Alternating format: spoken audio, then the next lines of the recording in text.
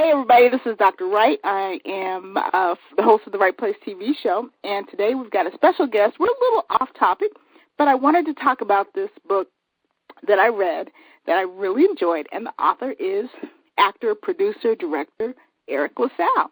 And the book is called Laws of Depravity, and I wanted you guys to check it out. So welcome to Right Place. Thank you. I had some folks from Facebook submit some questions.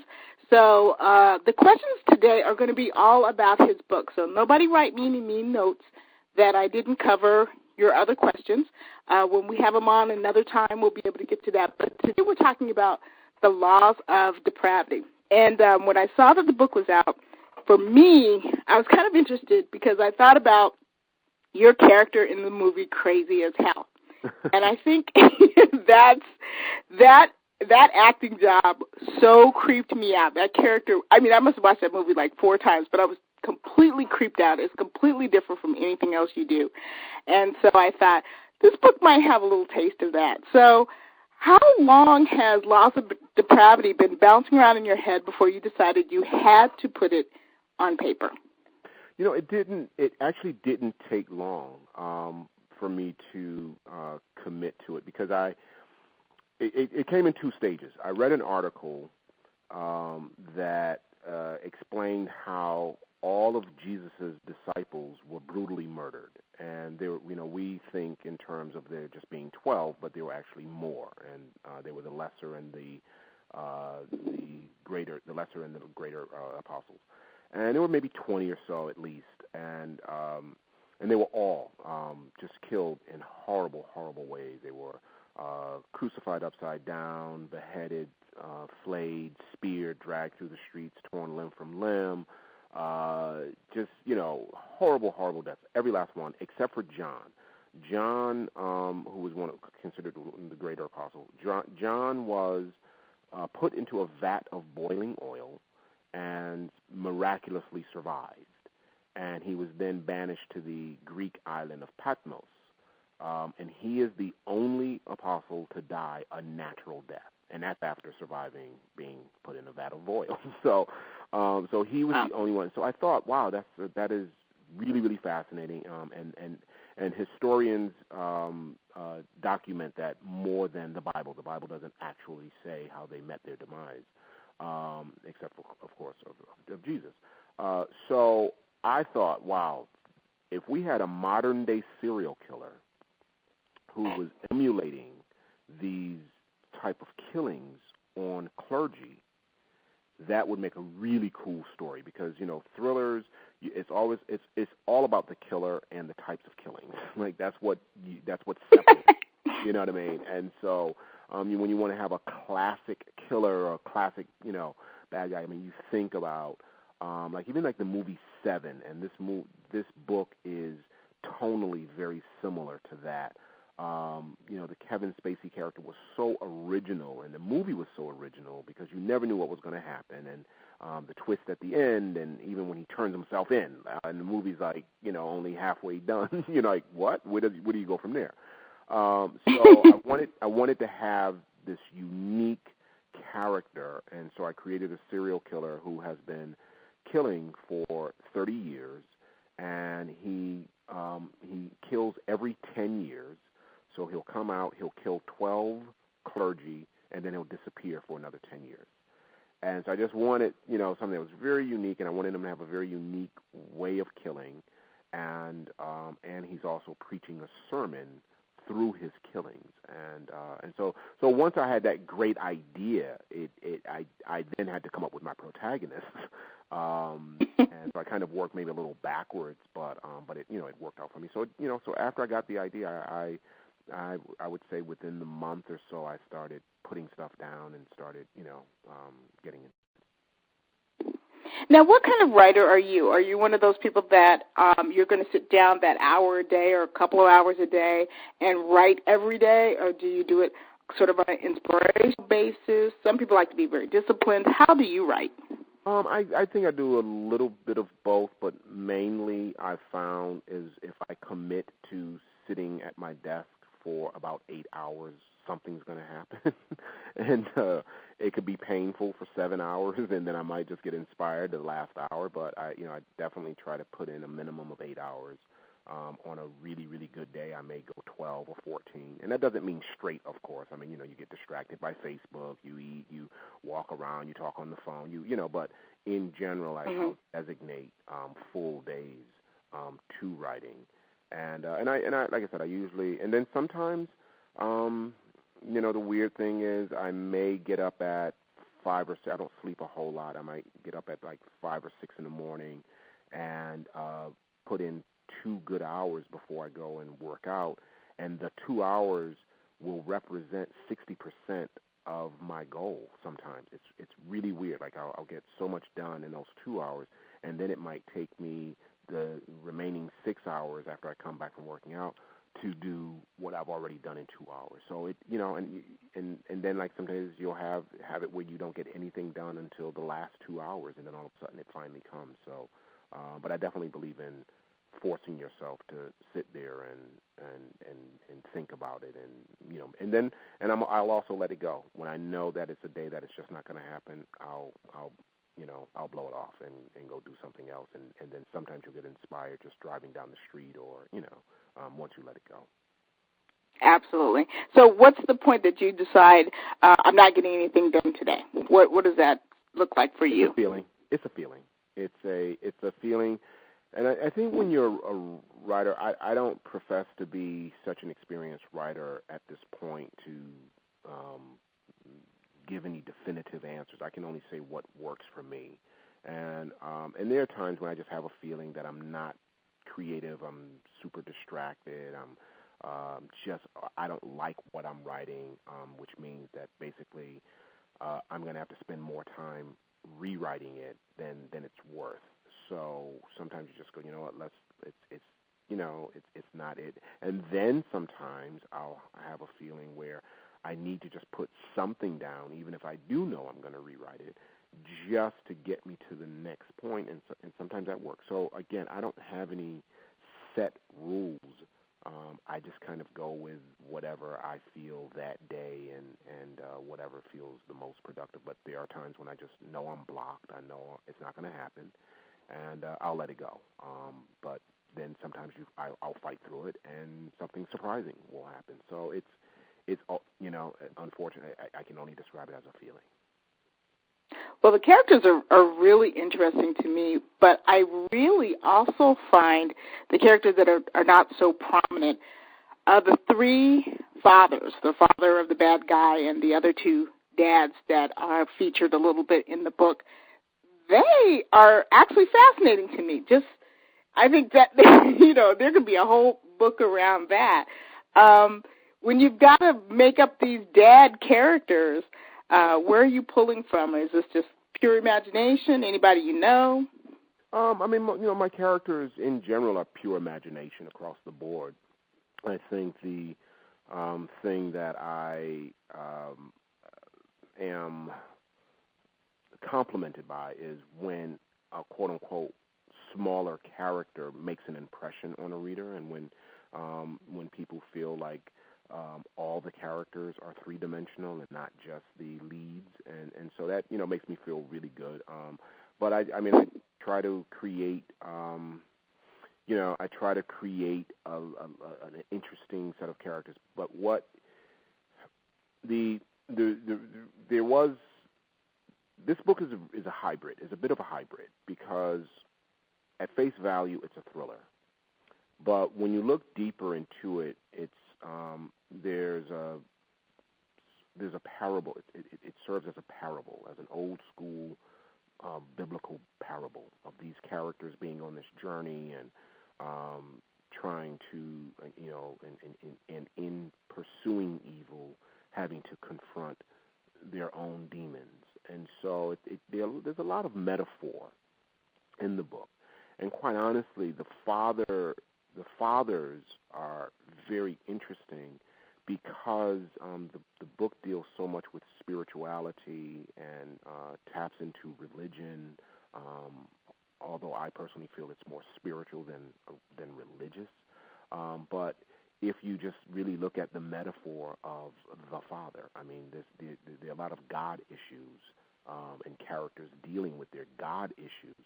And so a lot of that emanates from our first definition of a mortal Father and what that represents for the ethereal Father.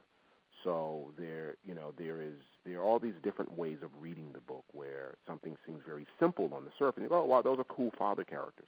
But when you really understand what's at stake and what's at play, you'll also read it and realize that they are symbolic of a higher definition of Father and how they affect our protagonist's definition of spirituality and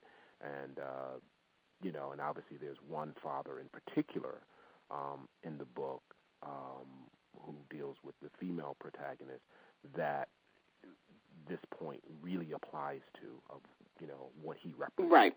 Because of what. But I think all of those dads, definitely could have a book, a story, just about them. Yeah, but you know what? Quite honestly, there is African American women love Fee's father. They claim they love him so much so that the next book is actually his story. A large part of it is because the second book, the first book, Quincy is the protagonist, and Fee is the second guy, and it's really cool. But I wanted to do a series where we could explore each of their lives and each of their spiritual journeys and each of their demons, etc. So the next book, which focuses, which basically flips that, so we put Fee in the primary position and Quincy in the secondary position. We also get to explore Fee's father a lot more, and that was a direct result of women just loving Clay and said, they wanted to see. I want to see what happens. I don't love Clay. He kind of creeps me out a little bit, but I am very interested in seeing. But if you're imagining a really hot actor playing Clay, which is not hard to imagine, then yeah, I bet he is super popular. Well, I do like that you write women pretty well. Sometimes I'm reading a book and it's a male author and the women characters do something that I'm like, that is just not probable with everything that you've done with the character. So how do you get in that mindset so that you're just not, writing guy dialogue and sticking it on a woman? Well, I think there are a couple of things. I had a very strong relationship with my mother, and she has probably more than anything defined my attraction to strong, intelligent women, and not to oversimplify them and take away any of their complications. You don't want to make them superheroes so that they don't feel real. But having that as a foundation, and then I approach writing women two very different ways. I approach women sometimes where I don't focus on gender. I just write strong characters, and it is made stronger when it is a female in that role that you're not used to seeing, someone, of that gender occupy that type of role. So it resonates a little more. So sometimes I do that, and then I think I listen a lot. I'm fascinated by women. I don't understand you guys at all, but I am fascinated. I'm fascinated. So women that I've dated, women that I'm around, women that I'm friends with, everything. I find myself listening quite a bit and just understanding sometimes how different the ways of approach are from a male point of view. Like sometimes I'll have to, my assistant is a female, and sometimes she'll start launching into a story midway, and she just assumes that I know what she's talking about, and I'll have to remind, and I tease her and I go, that is such a woman thing. Like a man is going to start a story at the beginning, and he's going to, and of course I'm not being sexist and I'm not generalizing because everybody's different, but I'm making fun of the fact that, and when I tell other women this, they crack up and say, yeah, I can see that you guys are supposed to know what we're talking about. So that just comes from listening. That comes from listening and really, like I said, being fascinated by your species, truly fascinated, and just learning, So the combination of those three things that heavily influence me make for very dynamic women.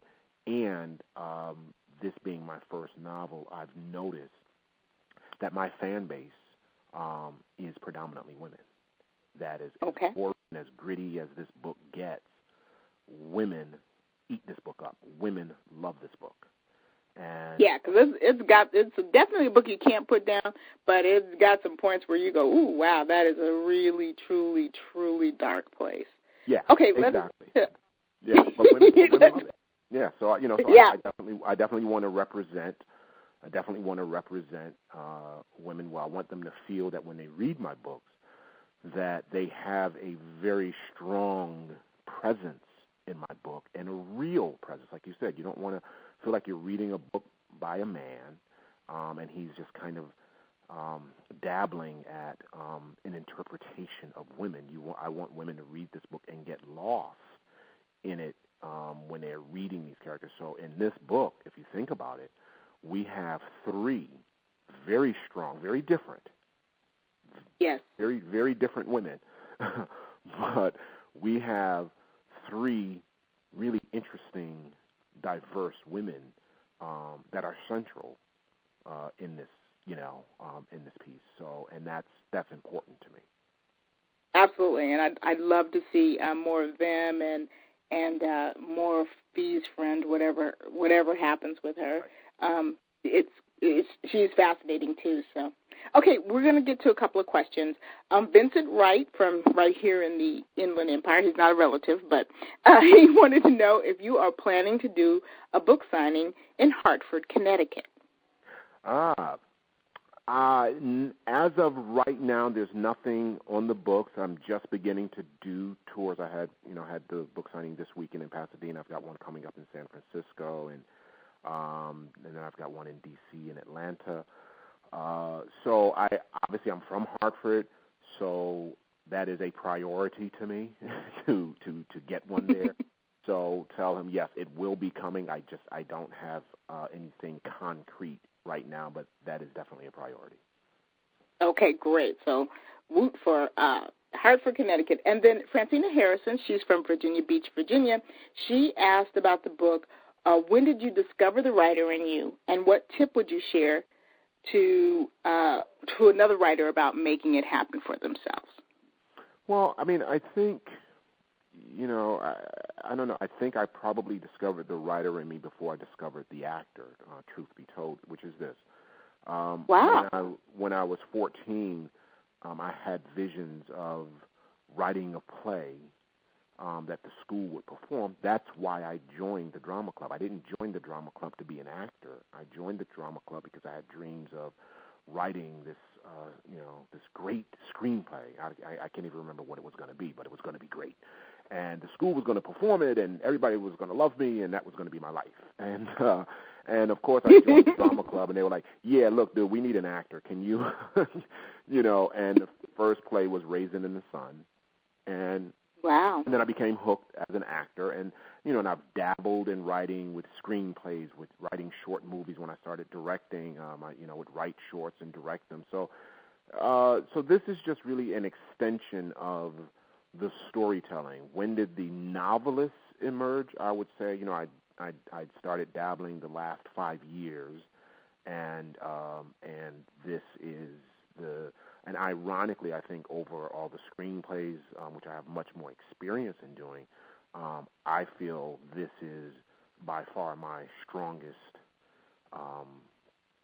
piece of writing, and it took this medium, I think, for me to really connect. And I've got some, decent short screenplays. I've got some that are very good, but I think that I really hit my stride more with writing a novel, because it's the going back and forth of the history, like being able to give someone's history and why they are the way that they are. What are they thinking? What is their point of view? And having 2 or 3 different points of views. Like there's without giving away too much of the story, there's a lovemaking scene in the book where we get it from both points of views. We get it from the male point of view, and we get it from the female point of view. And I think that's... Yeah, I noticed that. That was very well written. I'm not one of those people who wants to read, 50 Shades of Grey, but I do like that it was very tasteful, and yet we got the point. I mean, it was a hot scene, but it wasn't like, give me a break, Right.